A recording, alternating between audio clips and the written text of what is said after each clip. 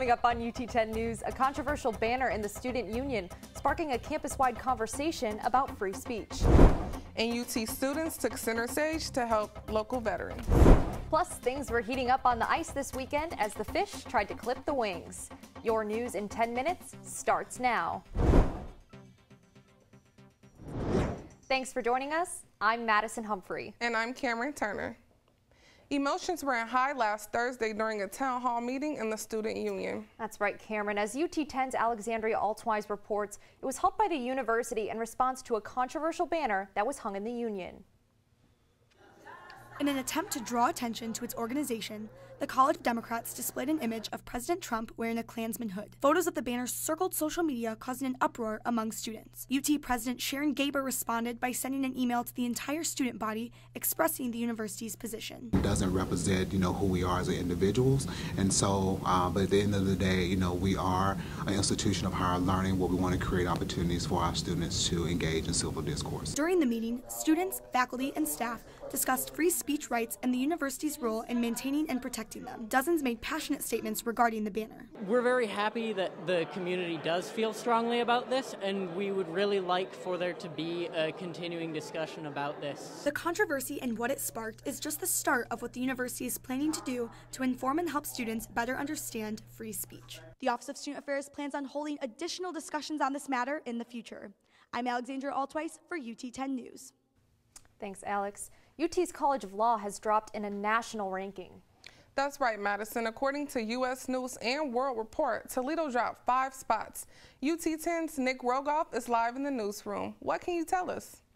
Madison and Cameron, the report ranks 203 law schools. After climbing to 132nd place last year, this year we dropped to 137th.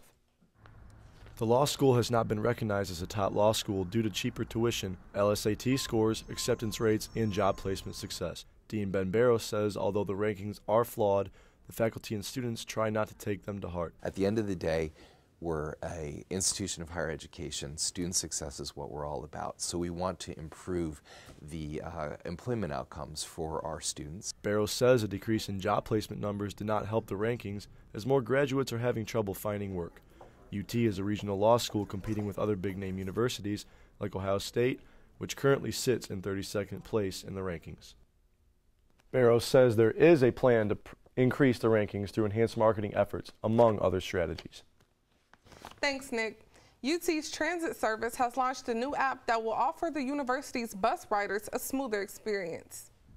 It's called Passio Go. It allows passengers to track and view all routes at once and navigate to specific stops. The app provides onboard passenger counting and GPS location. Today, we need to make sure we give our passengers real-time, immediate information, and that's what this system does. For questions or more information about the new app, go to ut10news.com. And UT filled Savage Arena with song, dance, and hope for one of its longest-running traditions on Saturday. More than 20 student organizations competed at this year's Songfest. Groups performed Billboard hits from the past 10 years. More than $120,000 was raised for Veterans Matter, an organization dedicated to housing homeless veterans right here in Toledo. $750 goes to housing a veteran, and it's them and their families, and it houses them for a lifetime. So such a little amount can actually change someone's life completely. The funds raised will house more than 150 homeless veterans. 5-time Olympic medalist and sportscaster John Neighbor spoke at UT last Thursday in the Driscoll Alumni Center. He shed light on the importance of ethics, character, and courage. Neighbor says he's impressed with UT's efforts in attracting guest speakers with powerful messages.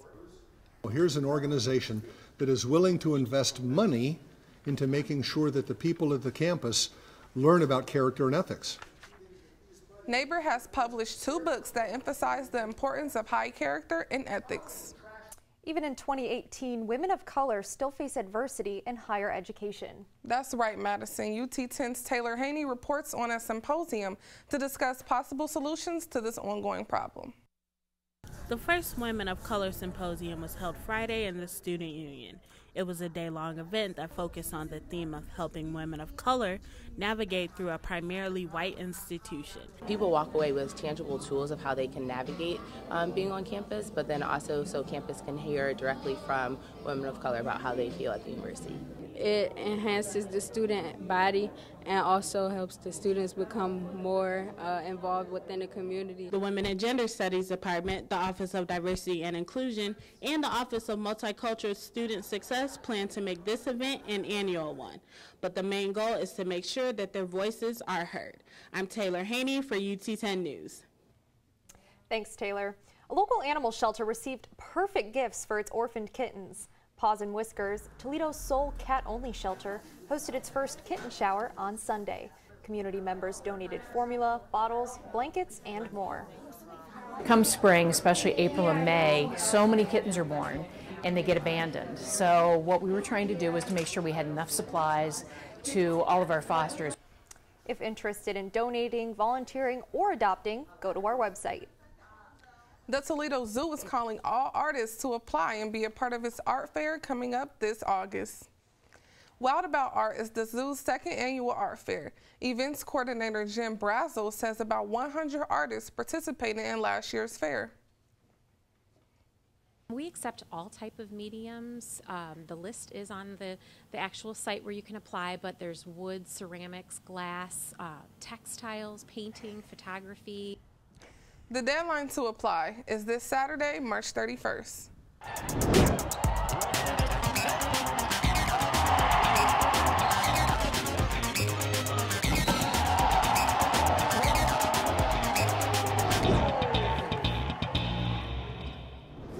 I'm Kenny Cruz, and this is your UT10 Sports Report. The Bats were cracking this weekend in Akron as the softball team looked to start conference play strong, and the Walleye looked to ground the Wings one last time before the playoffs. But first, some of the players on the men's basketball team received a recognition for their outstanding play this season. Senior guard Trayshawn Fletcher earned MAC Player of the Year, First Team All-MAC, and First Team All-District. Fletcher also joined the elite 1,000-point club at Toledo, averaging 18 points a game. Junior guard Jalen Sanford worked his way onto second-team All-District with strong defensive play. Sanford also joined the Rockets' 1,000-point club and has never missed a start. Freshman Marion Jackson earned a spot on the MAC's All-Freshman team and All-Tournament team. Jackson turns his focus to a big offseason to become an All-Conference player. Coach Todd Kowalczyk has much to be proud of with this year's team. This team was unbelievably consistent, fun, together. A lot of cliches that we use in coaching, but those types of cliches is what wins. And Fletcher is the first Rocket in 38 years to begin the MAC Player of the Year award. To the Huntington Center, the Walleye took on the Kalamazoo Wings Sunday evening. The Fish looked to capitalize on one of their last home games of the season. Kyle Bonas got Toledo's offense started with a goal in the first minute of the game. Tyler Barnes was in the right place at the right time, catching the puck on a breakaway and scoring right out of the penalty box to give the Walleye a 2-zip lead. AJ Jenks scored Toledo's third goal right at the crease as the Fish expanded their lead 3-0. Tensions heated up late in the second period. Toledo's Jared Wilson and Zoo's Tyler Biggs dropped the gloves for an old-fashioned hockey brawl. To the third, the Wings would score their first goal, coming from forward Justin Taylor. Later in the period, the Walleye would add a security goal thanks to Mike Borkowski. The Walleye would go on to win 4-1.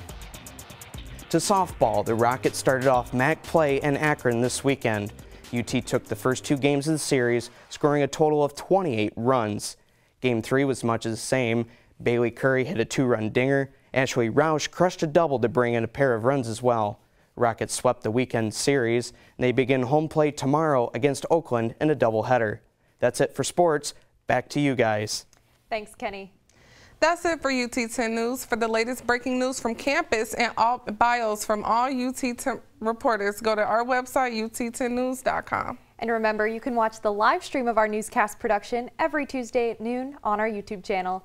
For Cameron Turner, Kenny Cruz, and all of our crew, I'm Madison Humphrey. Have a great week and stay tuned for more news from the UT campus.